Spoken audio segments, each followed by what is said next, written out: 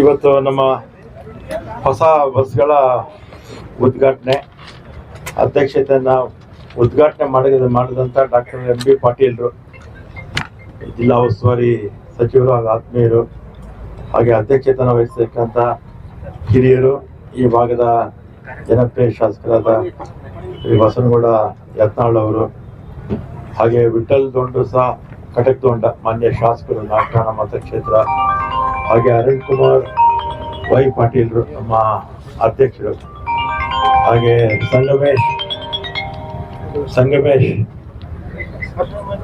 ಬಬಲೇಶ್ವರ ಬಾಲ ವಿಕಾಸ್ ಅಕಾಡೆಮಿ ಅಧ್ಯಕ್ಷರು, ಹಾಗೆ ಕನಾಲ್ ಅಬ್ದುಲ್ ಹಮೀದ್ ಅವರು, ಹಾಗೆ ನಮ್ಮ MD ಅವರು ಡಾಕ್ಟರ್ ಸುಶೀಲಾ ಅವರು, ಡಾಕ್ಟರ್ ಆನಂದ್ ಜಿಲ್ಲಾಧಿಕಾರಿಗಳು, ಶ್ರೀ ರಿಷಿ ಆನಂದ್ ಮುಖ್ಯ CEO ಅವರು, ಲಕ್ಷ್ಮಣ್ ನಿಂಬರಗಿ ಪೊಲೀಸ್ ವರಿಷ್ಠಾಧಿಕಾರಿಗಳು, ಹಾಗೂ ನಮ್ಮ ಎಲ್ಲ ಅಧಿಕಾರಿ ವರ್ಗದವರು, ಮತ್ತು ಎಲ್ಲ ಇನ್ನಿತರ ಎಲ್ಲ ಆಹ್ವಾನಿತರು, ಮತ್ತು ಎಲ್ಲ ನಮ್ಮ ಮಾಧ್ಯಮದ ಎಲ್ಲ ಬಂಧುಗಳೇ, ಇವತ್ತು ನಾವು ನಗರ ಸಾರಿಗೆ ಇವತ್ತು 112 ಬಸ್ಸು ಸ್ಯಾಂಕ್ಷನ್ ಆಗಿತ್ತು.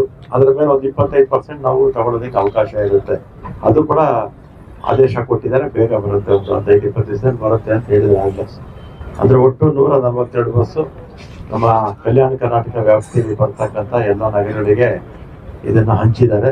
ಅದರಲ್ಲಿ ಬಿಜಾಪುರಕ್ಕೆ 25, ವಿಜಯನಗರಕ್ಕೆ 25, ಕಲಬುರಗಿಗೆ 25, ರಾಯಚೂರಿಗೆ 18, ಬಳ್ಳಾರಿಗೆ 10, ಬೀದರ್ಗೆ 4, ಯಾದಗಿರಿಗೆ 3, ಮತ್ತು ಇನ್ನೂ ಬರ್ತಕ್ಕಂಥ 30 ನೋಡ್ಕೊಂಡು ಎಲ್ಲಿ ಅವಶ್ಯಕತೆ ಇದೆ ಅಲ್ಲಿ ಹಾಕೊಳ್ಳಿ ಅಂತೇಳಿ MD ಈಗಾಗಲೇ ಸೂಚನೆ ಕೊಟ್ಟಿದ್ದೀನಿ.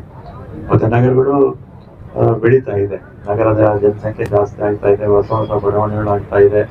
ಅವರೆಲ್ಲ ನಗರಕ್ಕೆ ಬರಬೇಕು, ಹೋಗ್ಬೇಕು, ಶಾಲಾ ಮಕ್ಕಳು ಪ್ರತಿಯೊಬ್ಬರಿಗೂ ಕೂಡ ಅನುಕೂಲ ಆಗಬೇಕು ಅಂತ ಹೆಚ್ಚು ಜನಸಂದಣಿ ಇರ್ತಕ್ಕಂಥ ಕಡೆ ಇದನ್ನ ಆದ್ಯತೆ ಮೇಲೆ ಕೊಟ್ಟಿದ್ದಾರೆ. ಮತ್ತು ಇನ್ನು 56 ಬಸ್ಸು ಇದೊಂದು 2 ತಿಂಗಳಿಂದ ಸ್ವಲ್ಪ ಕಾರಣಾಂತರಗಳಿಂದ ತಡ ಆಗಿತ್ತು. ಆಮೇಲೆ ನಾನೇ ಕರೆದು ಮಾತಾಡಿ 56 ನಾನ್ AC 20 ಬಸ್ಸು, ಸ್ಲೀಪರ್ ಬಸ್ಸು, ಮತ್ತು AC 20 ಬಸ್ಸು, ಆಮೇಲೆ AC ಸೀಟರ್ ಬಸ್ಸು, ಸೀಟ್ ಇರ್ತಕ್ಕಂಥದ್ದು 16, AC ಸ್ಲೀಪರು 20, ನಾನ್ AC ಸ್ಲೀಪರ್ 20, ಒಟ್ಟು 56 ಬಸ್ ಬರುತ್ತೆ. 56 ಬಸ್ ಅಂದರೆ ಒಂದು 20 ಎಷ್ಟಾಗುತ್ತೆ, 25, 26, 20, 28 ಟ್ರಿಪ್, 28 2 ಬಸ್ ಹಾಕ್ತಾರೆ. ಎಲ್ಲಿ ಯಾವ ನಗರಕ್ಕಾದರೂ ಕೂಡ ಎಲ್ಲಿಂದ ಪ್ರಾರಂಭ ಮಾಡಿದ್ರೆ ಗುಲ್ಬರ್ಗ, ಅದು ಇನ್ಯಾವುದನ್ನ ಯಾದಗಿರಿ ಅಥವಾ ಬಿಜಾಪುರ, ಎಲ್ಲಿಂದ ಬೆಂಗಳೂರಿಗೂ ಎಲ್ಲಿಗೆ ಹಾಕಿದ್ರು ಕೂಡ 2 ಬಸ್ ಹಾಕ್ತಾರೆ, ಒಂದು ಹೋಗೋದಕ್ಕೆ ಒಂದು ಬಸ್ ಬರೋದಕ್ಕೆ. ಈ ಭಾಗದಲ್ಲೆಲ್ಲ ಸಾಕಷ್ಟು ನಮ್ಮ ಬಸ್ಸುಗಳು ಕಡಿಮೆ, ನಮ್ಮ ಬಸ್ಸುಗಳು ಇಲ್ವೇ ಇಲ್ಲ ಅಂತ ಹೇಳ್ಬೋದು, ಬಹಳ ಕಡಿಮೆ. ಕಾರಣಾಂತರಗಳಿಂದ ಹಿಂದೆ 4 ವರ್ಷ ಬಸ್ಸುಗಳು ತಗೊಳ್ತಾ ಇದ್ರಿಂದ ಸ್ವಲ್ಪ ತೊಂದರೆ ಆಗಿತ್ತು. ಮತ್ತೆ ಪ್ರೈವೇಟ್ ಆಪರೇಟರ್ಸು ಒಂದೊಂದು 10, 15, 20 ಒಂದೊಂದು ನಗರಗಳಿಂದ ಹೋಗುತ್ತೆ. ಮತ್ತು ಅವ್ರೇನು ಮಾಡ್ತಾರೆ, ನಿಮಗೆಲ್ಲ ಗೊತ್ತು, ಹಬ್ಬದ ಸಂದರ್ಭದಲ್ಲಿ ಬೇರೆ ಸಂದರ್ಭದಲ್ಲಿ 2-3 ಪಟ್ಟು ಜಾಸ್ತಿ ಮಾಡ್ತಾ ಇರ್ತಾರೆ. ನಾವು ಆ ರೀತಿ ಮಾಡೋಕ್ಕಾಗೋದಿಲ್ಲ, ಮಾಡೋದು ಇಲ್ಲ ನಾವು. ಅದಕ್ಕೆ ಜನಕ್ಕೆ ಅನುಕೂಲ ಆಗಲಿ ಅಂತೇಳಿ 56 ಬಸ್ಸು ತಗೊಂಡಿದ್ದೀವಿ.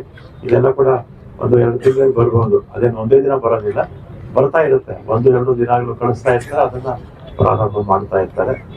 ಮತ್ತು ಇದು ನಗರ ಪ್ರದೇಶಗಳಿಗೆ, ಬೆಂಗಳೂರು ಅಥವಾ ಬೇರೆ ಬೇರೆ ಕಡೆ ಹೋಗೋರಿಗೆ ಇದು ಅನುಕೂಲ ಆಗುತ್ತೆ ಅಂತೇಳಿ.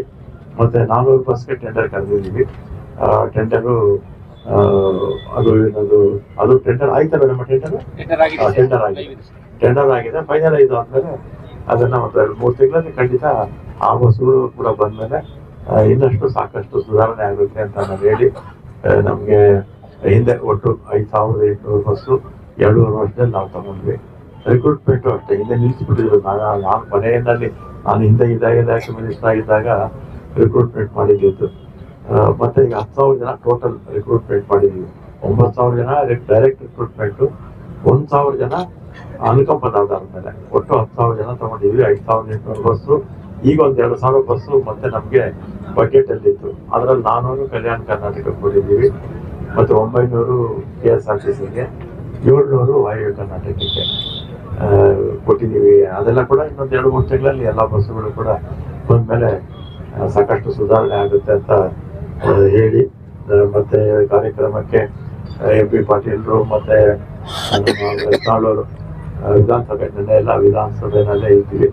ಅವರಿಬ್ರು ಕೂಡ ಆಯಿತು ಇವು ಮಾಡೋಣ ಅಂತ ಹೇಳಿದ್ಮೇಲೆ ಎಲ್ಲರೂ ಕೂಡ ಬಂದು ಇವ್ರು ಚಾಲನೆ ಕೊಟ್ಟಿದ್ದಾರೆ. ಫಂಕ್ಷನ್ ಮಾಡೋಕ್ಕೆ ಹೋಗಲಿಲ್ಲ, ಜಸ್ಟ್ ಪ್ರೆಸ್ ಮೀಟ್ ಮಾಡೋಣ ಅಂತ ಹೇಳಿದ್ವಿ. ಅದಕ್ಕೆ ಎಲ್ಲರೂ ಕೂಡ ಸಹಮತ ಇತ್ತು ಅಂತ ಹೇಳಿ. ಪಿಕ್ ಬಸ್ಸಸ್ಸು ಗುಲ್ಬರ್ಗಾಗೆ 100 ಬರುತ್ತೆ, ಬಿಜಾಪುರಕ್ಕೆ 75 ಬರುತ್ತೆ, ಮತ್ತೆ ಬಳ್ಳಾರಿಗೆ 50 ಬರುತ್ತೆ. 225 ಬಸ್ ಎಲೆಕ್ಟ್ರಿಕ್ ಬಸ್ಸಸ್ಸು ಬರುತ್ತೆ.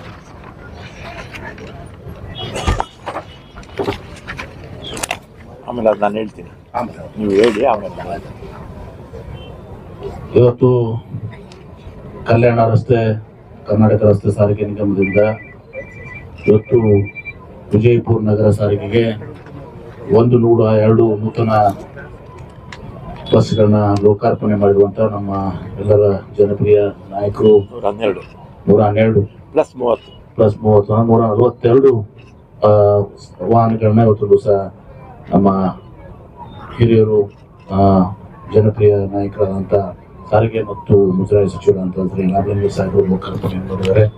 ನಾನು ಇವತ್ತು ವಿಜಯಪುರ ಜಿಲ್ಲಾ ಉಸ್ತುವಾರಿ ಸಚಿವನಾಗಿ ಇವತ್ತು ಅವರಿಗೆ ನಾನು ಹೃದಯಪೂರ್ವಕವಾದಂಥ ಅಭಿನಂದನೆಗಳನ್ನ, ಕೃತಜ್ಞತೆಗಳನ್ನ ಅರ್ಪಿಸ್ತೇನೆ. ಈ ವೇದಿಕೆ ಮೇಲೆ ಈ ಪತ್ರಿಕಾಗೋಷ್ಠಿಯಲ್ಲಿ ನಗರದ ಶಾಸಕರು ಯತ್ನಾಳ್ ಅವರು, ನಾಗರಾಮ್ ಶಾಸಕರು, ಕಟಕೊಂಡವರು ಹಾಗೂ ಎಲ್ಲರೂ ನಮ್ಮ ಅರುಣ್ ಪಾಟೀಲ್ರು ಅಧ್ಯಕ್ಷರು, ಸಂಗಮೇಶ್ ಕಪಿಲೇಶ್ವರರು ಹಾಗೂ MP ಅವರು, ಇವರೆಲ್ಲರೂ ಕೂಡ ಇವತ್ತು ಸಹ ಮತ್ತು ಜಿಲ್ಲಾಧಿಕಾರಿಗಳು, ಪೊಲೀಸ್ ವರಿಷ್ಠಾಧಿಕಾರಿಗಳು, CO ಎಲ್ಲರೂ ಕೂಡ ಇವತ್ತು ಸಹ ಗಣ್ಯರು ಕೂಡ ಸದಸ್ಯರ ವೇದಿಕೆ ಮಾಡಿದ್ದಾರೆ. ಇವತ್ತು ನಮಗೆ ಈಗಾಗಲೇ ಮಾನ್ಯ ಸಚಿವರಿಗೆ ಇವತ್ತು ಹಿಂದೆ ಅವರು ಸಾರಿಗೆ ಸಚಿವರಾಗಿದ್ದಾಗ ಇವತ್ತೇನು ರಿಕ್ರೂಟ್ಮೆಂಟ್ ಆಗಿತ್ತು ಅದೇ ಕೊನೆ. ಕಳೆದ 4 ವರ್ಷಗಳಲ್ಲಿ ಯಾವುದು ರಿಕ್ರೂಟ್ಮೆಂಟ್ ಆಗಿರಲಿಲ್ಲ. 4 ವರ್ಷ ಯಾವುದು ಬಸ್ಗಳು ಕೂಡ ಕೊಟ್ಟಿಲ್ಲ ನಮ್ಮ ರಾಜ್ಯದಲ್ಲಿ ಒಟ್ಟು. ಮತ್ತೆ ರಾಮಲಿಂಗರೆಡ್ಡಿ ಅವರು ಮತ್ತೆ ಸಾರಿಗೆ ಸಚಿವರಾದ್ಮೇಲೆ ಇವತ್ತು ಸುಮಾರು 2,000ಕ್ಕಿಂತ ಜಾಸ್ತಿ ಬಸ್ಗಳನ್ನು ಮಾಡಿದ್ದಾರೆ. 5,800 ಈಗ 2,000, ಒಟ್ಟು 7,800 ವೆಹಿಕಲ್ಸ್ ವಾಹನಗಳನ್ನು ಕೊಟ್ಟಿದ್ದಾರೆ.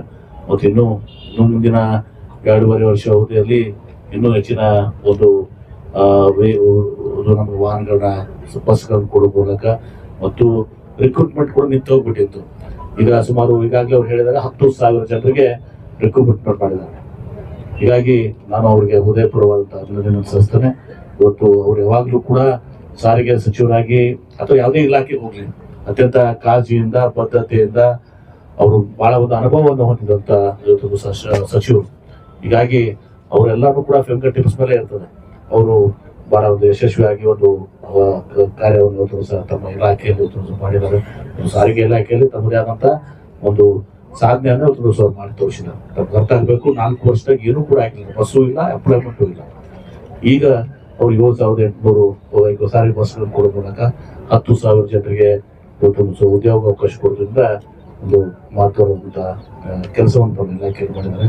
ನಾವು ಅವ್ರಿಗೆ ವಿನಂತಿಯನ್ನು ಮಾಡ್ಕೊಂಡಿದ್ದೀನಿ.